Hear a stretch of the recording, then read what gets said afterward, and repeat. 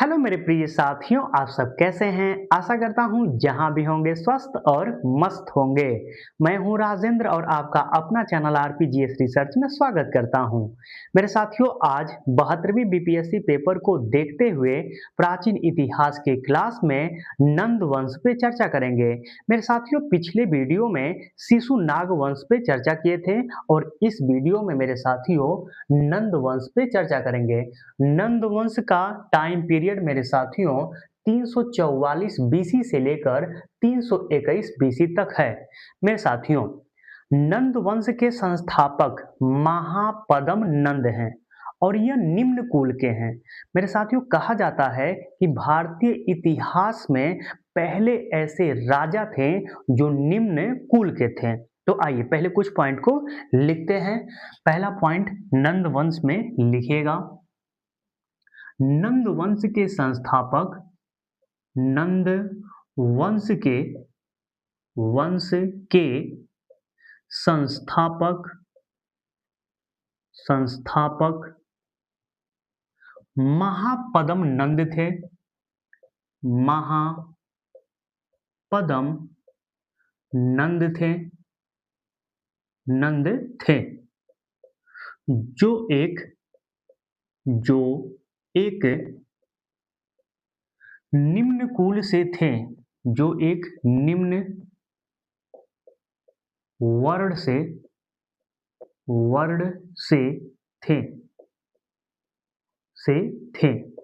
पहला पॉइंट। दूसरा पॉइंट इनमें लिखिएगा। दूसरा पॉइंट लिखिएगा, भारतीय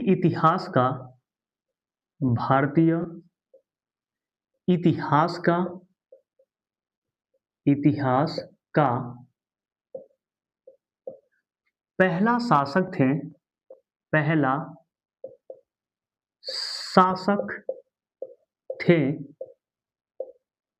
पहला शासक थे जो निम्न वर्ण से थे, जो निम्न वर्ण से थे निम्न वर्ण से थे। तो मेरे साथियों, इन दोनों पॉइंट से क्या प्रश्न बन सकता है? तो प्रश्न बन सकता है कि नंद वंश के संस्थापक कौन थे। सबसे सरल सा लड्डू सा प्रश्न, तो क्या बताएंगे? महापद्म नंद थे। इसका जवाब क्या होगा? महापद्म नंद। और महापद्म नंद किस वंश से थे और या किस वर्ण से थे? तो मेरे साथियों, वर्ण पूछे तो निम्न वर्ण बताइएगा और वंश पूछे तो नंद वंश। और भारतीय इतिहास के पहले शासक थे जो मेरे साथियों, जो कैसे थे? निम्न वर्ण से संबंधित थे। मेरे साथियों, पुराणों में महापद्म नंद को सर्वछत्राक कहा गया है, महापद्म कहा गया है, परशुराम कहा गया है। जबकि मेरे साथियों, बौद्ध ग्रंथों में महापद्म नंद को अग्रसेन कहा गया है। तो कहीं कभी कभी पूछ लेता है कि निम्नलिखित में से किस शासक को परशुराम कहा गया है या सर्वछत्राक कहा गया है। ठीक है, तो आइए लिख लेते हैं। तीसरा पॉइंट लिखिएगा, महापद्म नंद को महापद्म नंद को पुराणों में, कहाँ पे? पुराणों में सर्वछत्राक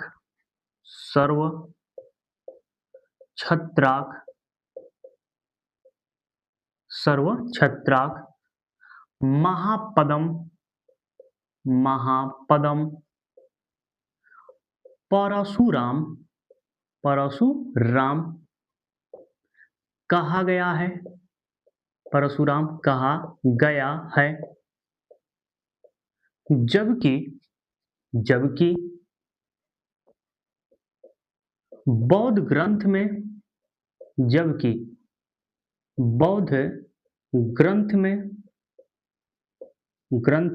में अग्रसेन कहा गया है। क्या कहा गया है? अग्रसेन कहा गया है। यह आपको ध्यान में रखना है कि महापद्म नंद को पुराण में क्या कहा गया है?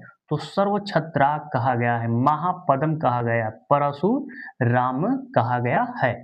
जबकि बौद्ध ग्रंथ में क्या कहा गया है, तो अग्रसेन कहा गया है। क्या कहा गया मेरे साथियों? अग्रसेन कहा गया है। मेरे साथियों, महापद्म नंद मगध के गद्दी पर बैठने वाला सबसे शक्तिशाली राजा था।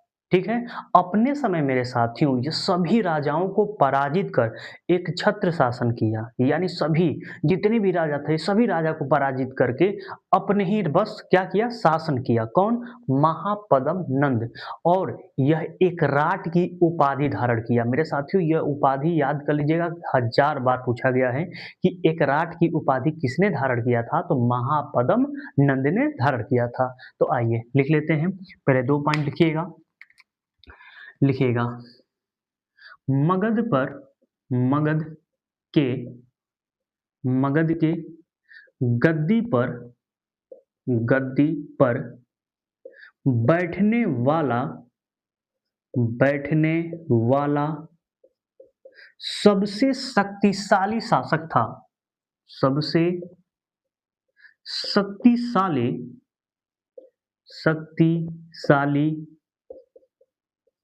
शासक था। एक तो पॉइंट यह हुआ। नेक्स्ट पॉइंट लिखिएगा, 5वां पॉइंट। यह अपने समय के सभी राजाओं को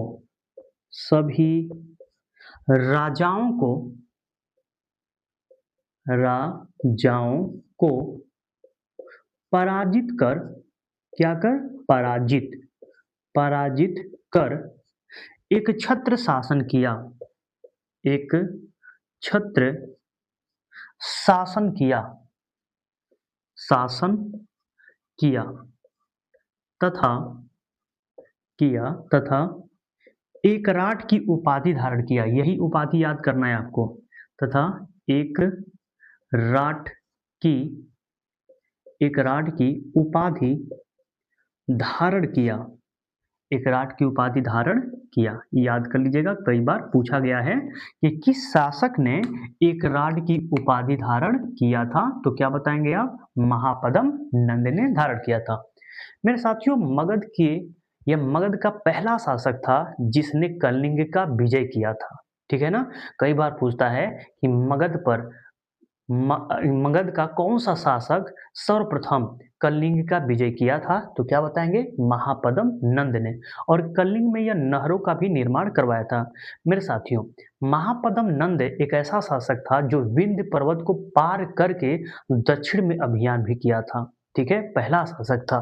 तो 2 पॉइंट लिख लीजिएगा और महापद्म नंद से लिखिएगा। महापद्म नंद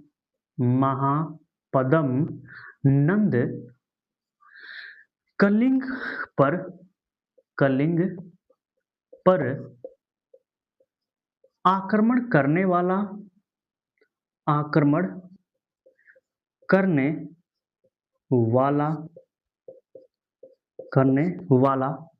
मगध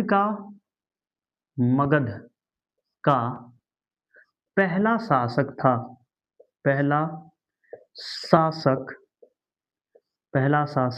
था। यह बात को ध्यान में रखिएगा। एक पॉइंट और लिख लीजिएगा, इससे लिखिएगा, महापद्म नंद विंध्य पर्वत को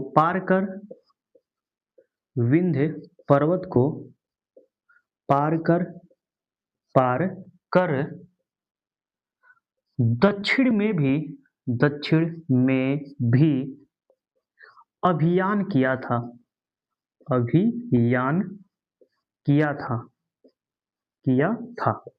मेरे साथियों, इसकी मृत्यु के बाद कई सारे राजा बने, लेकिन कहा जाता है कि नंद वंश का अंतिम शासक धनानंद था। तो लिख लीजिएगा एक पॉइंट और कि नंद वंश का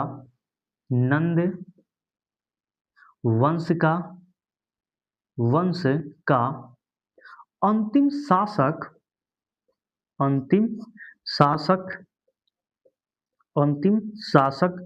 धनानंद था। और यही धनानंद है मेरे साथियों जिसने कौटिल्य, या जिसको हम बोलते हैं चाणक्य, भरी सभा में बेइज्जती करके निकाला था। ठीक है ना, यही धनानंद था। तो नंद वंश का अंतिम शासक कौन था? धनानंद था, याद रख लीजिएगा मेरे साथियों। धनानंद के समय, ठीक है ना, धनानंद के समय यूनानी शासक सिकंदर भारत पर आक्रमण किया था। तो लिख लेते हैं, लिखिएगा 9वां पॉइंट। धनानंद के समय, धनानंद के समय, धनानंद के समय यूनानी शासक, यूनानी शासक सिकंदर, कौन? सिकंदर, सिकंदर भारत पर, भारत पर आक्रमण, भारत पर आक्रमण किया था, किया था। कब किया था? 326 बीसी में, याद कर लीजिएगा कब किया था? 326 बीसी में। मेरे साथियों जो यूनान के लेखक थे वह धनानंद को अग्रमीज कहते हैं। तो कई बार पूछा गया कि किस शासक को यूनानी लेखकों ने अग्रमीज कहा है, तो क्या बताएंगे? धनानंद। लास्ट पॉइंट है, लिख लीजिएगा।